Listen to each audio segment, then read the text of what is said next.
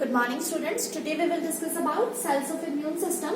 In our last classes we have discussed about introduction of immune system as well as different type of immunity like cell mediated immunity and humoral immunity. Now we will move towards different type of cells which play important role in the removal of disease causing pathogens. Okay, so there are different type of cells like B lymphocyte, T lymphocyte, natural killer cells which are also known as NK cells, as well as macrophages and neutrophils, basophils, eosinophils. That means different type of granulocytes जो हैं. So these different type of immune cells, they play important role in the removal of disease causing bacteria, or we can say foreign particles, or we can say antigen. तो जो भी antigen या जो भी foreign particle हमारी body में enter करता है उससे फाइट करने में ये different type of immune cells जो हैं वो अलग अलग तरह के प्रोसेस के द्वारा उनको वहां से बॉडी से रिमूव करने का कार्य करती हैं. ओके, तो अब हम सबसे पहले ये डिस्कस करेंगे कि ये जो इम्यून सेल्स हैं वो किस तरह से डिराइव होती हैं और कहाँ उसका डेरिवेशन प्रोसेस होता है और उस प्रोसेस को क्या कहते हैं. ओके, और उसके बाद हम लोग वन बाय वन बात करेंगे अलग अलग सेल के फंक्शंस के बारे में, उनके स्ट्रक्चर के बारे में. ओके, सो पहले हम लोग डिस्कस करते हैं हेमेटोपोइसिस. So what is hematopoiesis? Hematopoiesis is the process of formation of blood cellular component. Okay, what is hematopoiesis? The process of formation of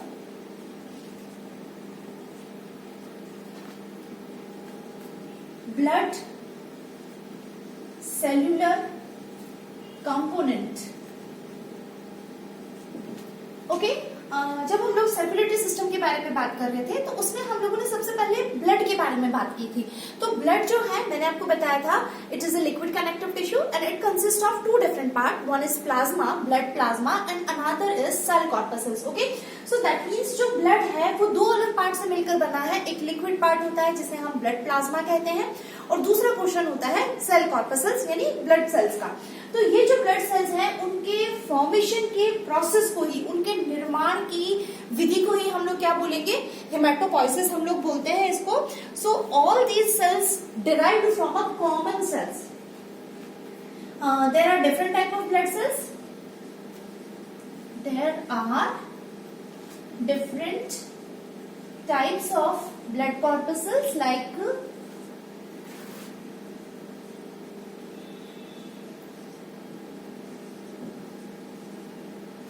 RBC, red blood corpuscles, WBC, white blood corpuscles, and the third one is platelets.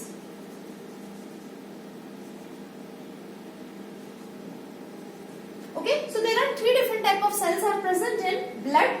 One is red blood cells, WBC, white blood corpuscles, red blood corpuscles which are also known as erythrocyte. White blood cells होंगी जो कि अलग अलग प्रकार की होंगी, जिसके अंदर ग्रेन्यूल्स प्रेजेंट होंगे वो ग्रेन्युलोसाइट्स कहलाएंगी. जिसके अंदर ग्रेन्यूल प्रेजेंट नहीं होंगे वो अग्रेन्युलोसाइट्स कहलाएंगी, यानी कि न्यूट्रोफिल्स होगी, बेसोफिल होगी, इओसिनोफिल होंगी, मोनोसाइट्स होंगी, है ना, और प्लेटलेट्स होंगी जो कि ब्लड पॉपुलेशन में इंपॉर्टेंट रोल प्ले करेगी. तो इन डिफरेंट टाइप ऑफ सेल्स के निर्माण के प्रोसेस को ही हम क्या बोलते हैं, हेमेटोपोइसिस बोलते हैं.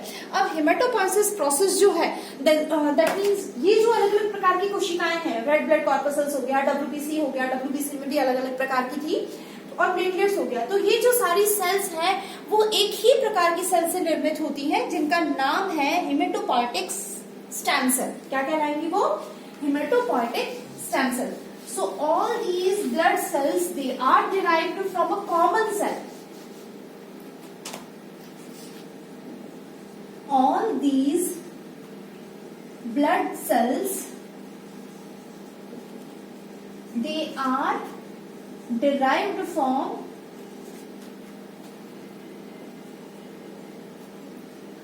a common cell which is known as hematopoietic stem cell, which is known as hematopoietic stem cell.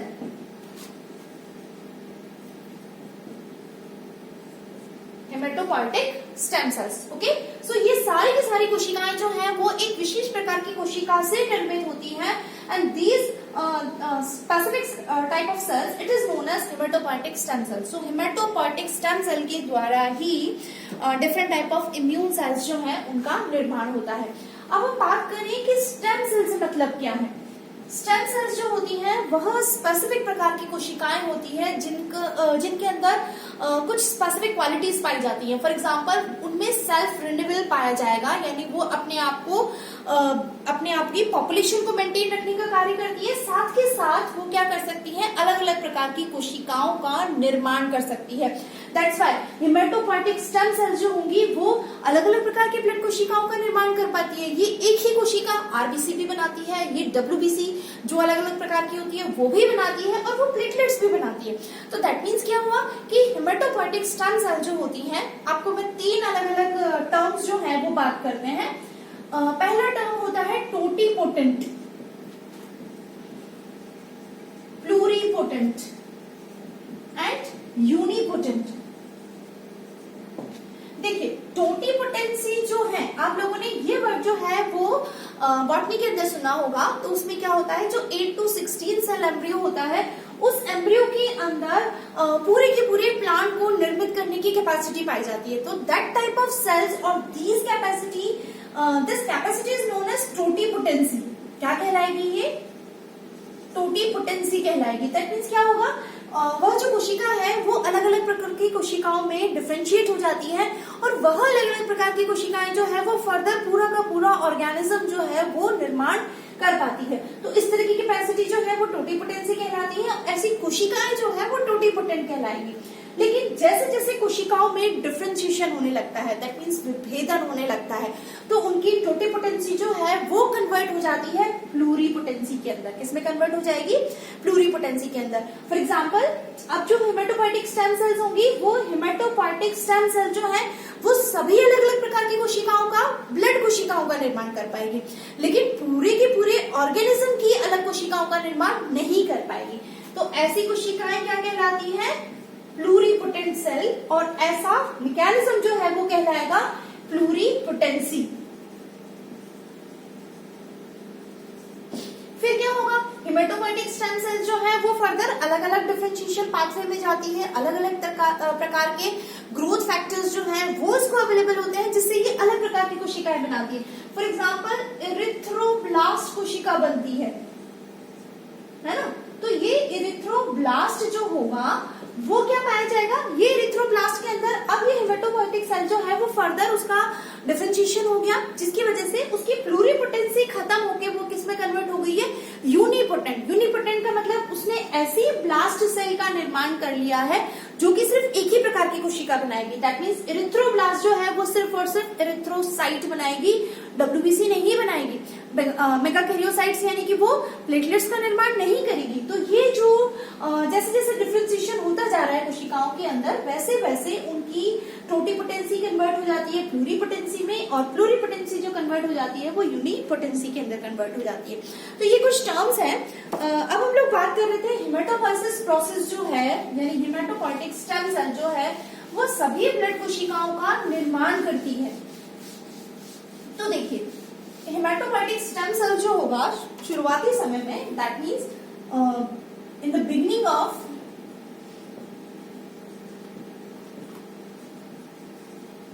gestation period,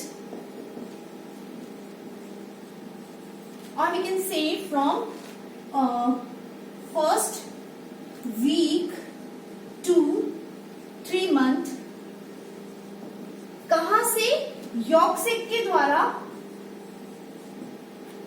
York सेक के अंदर उपस्थित हेमेटोपोएटिक स्टेम सेल जो है वो ब्लड सेल्स का निर्माण करेंगी। ओके, क्या बोल रही हूं मैं कि जो फर्स्ट आपका ट्राइमेस्टर होता है गेस्टेशन पीरियड का, दैट मीन्स पहले वीक से लेके 3 मंथ तक का जो समय होता है, तो हेमेटोपोएटिक स्टेम सेल कहाँ पाई जाएगी, यॉर्क सेक के अंदर पाई जाएगी। जो एम्ब्रियोनिक यॉर्क सेक होता है, आपको ध्यान है हमने 4 एक्स्ट्रा एम्ब्रियोनिक मेम्ब्रेन के बारे में बात की थी, तो उसमें से यॉर्क सेक जो था वो एक था। तो यॉर्क सेक के अंदर हेमेटोपोएटिक स्टेम सेल उपस्थित होती हैं और ये different type of blood sales का निर्माण करती हैं। लेकिन आगे यानी फ्रॉम 3rd to 7 मंथ कहां पे ब्लड सेल्स का निर्माण होगा? लीवर के अंदर एंड देन स्प्लीन के अंदर, ठीक है। And after birth bone marrow के द्वारा सारी की सारी ब्लड सेल्स जो हैं उनका निर्माण होता है। क्लियर? तो पहले 3 मंथ में यॉर्क सेक के द्वारा ब्लड सेल्स का निर्माण होगा, उसके बाद 3 से लेकर 7 मंथ तक लीवर और फिर उसके बाद स्प्लीन से होने लगता है, और बाय बर्थ जो है बोन मैरो के द्वारा different type of blood sales का निर्माण होने लगेगा।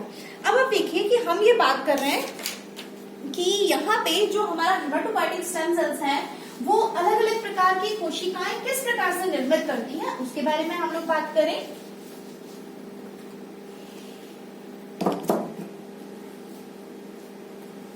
तो देखिए हेमाटोपोइएटिक स्टेम सेल जो होगा it is known as हेमाटोपोइएटिक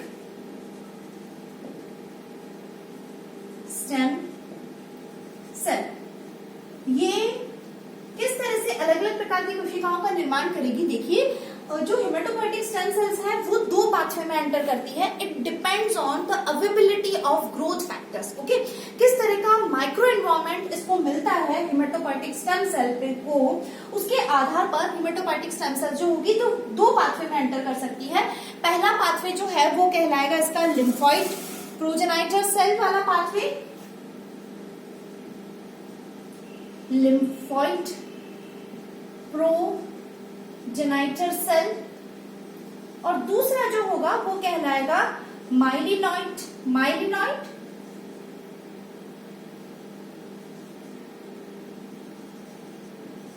progenitor sales. ठीक है, जिस तरह का माइक्रो एनवायरनमेंट इसको मिलेगा उसके आधार पर या तो ये लिम्फोइड पाथवे में जाएगी या ये माइलिनॉइड पाथवे के अंदर एंटर करेगी। दैट मींस अगर लिम्फोइड पाथवे में जाती है तो ये बनाएगी लिम्फोइड प्रोजेनाइटर सेल्स, और अगर माइलिनॉइड पाथवे के अंदर एंटर करती है तो ये बनाएगी माइलिनॉइड प्रोजेनाइटर सेल का निर्माण करेगी। अब जो लिम्फोइड प्रोजेनाइटर सेल है वो फर्दर क्या क्या बनाएंगी? आप देखिए, ये बनाएंगी further B lymphocytes, T lymphocyte, natural killer cell, NK cell, that means natural killer cell,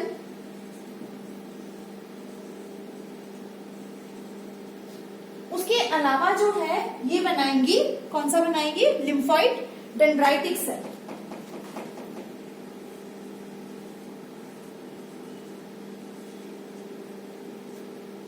okay, that means lymphoid progenitor cells हैं जो वो 4 अलग अलग प्रकार के सेल्स में कन्वर्ट हो जाती है। बी लिम्फोसाइट्स बनाती है, टी लिम्फोसाइट बनाएगी, natural killer cells and lymphoid dendritic cell. Okay, किस पर डिपेंड कर रहा है? अवेलेबिलिटी ऑफ माइक्रो एनवायरनमेंट, किस तरह का माइक्रो एनवायरनमेंट इस पाथवे के अंदर मिल रहा है उसके आधार पर लिम्फोइड सेल जो है वो 4 different type of lymphoid cells का निर्माण करेगी। और अगर इसको अलग तरह का माइक्रो एनवायरनमेंट मिलता है दैट मींस ये माइलिनॉइड पाथवे में एंटर करेगी और यहां से ये बनाएगी कौन कौन सी? इरिथ्रॉइड प्रोजेनाइटर सेल, प्रोजेनाइटर सेल्स जो कि फर्दर इरिथ्रोब्लास्ट बनाएगी, और इरिथ्रोब्लास्ट जो है वो फर्दर इरिथ्रोसाइट यानी कि आरबीसी का निर्माण करेगी। ओके, तो माइलिनॉइड सेल जो है प्रोजेनाइटर सेल वो इरिथ्रॉइड प्रोजेनाइटर सेल में कन्वर्ट हो जाती है and which get convert into erythroblast and then finally erythroblast get convert into erythrocyte, that means formation of RBC. उसके अलावा देखिए आप क्या बनती है? मोनोसाइट्स बनेंगी और ग्रेन्युलोसाइट्स बनते हैं।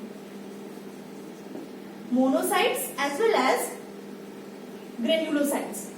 So granulocytes, it is also of 3 different type. One is neutrophil, eosinophil, and the last one is basophils. Okay, so neutrophils are of 3 different type. Monocytes जो होंगी वो फर्दर किस में कन्वर्ट हो जाती है? माइक्रोफेजेस के अंदर कन्वर्ट हो जाएगी। तो आप देखिए किस पर डिपेंड कर रहा है यहाँ पे माइक्रो एनवायरनमेंट क्या मिलता है? अगर इक्रोज प्लस गाटा 1 और वी कैन से गाटा 2 अगर ये वाले ग्रोथ फैक्टर्स अवेलेबल होते हैं तो हेमेटोपोइएटिक स्टेम सेल जो है वो लिम्फोइड पाथवे के अंदर एंटर करेगी।